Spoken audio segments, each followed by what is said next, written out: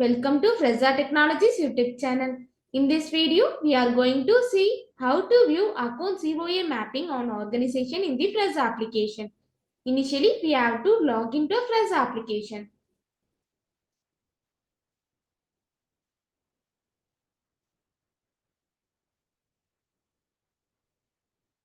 After your successful login, this is how your dashboard looks. Now, go to the master module. Here, we have to select the organization menu under the master module.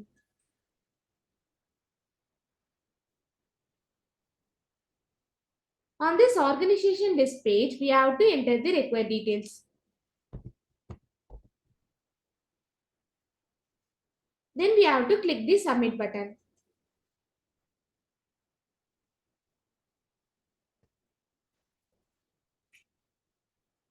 Now we can see the account COA mapping for a particular organization.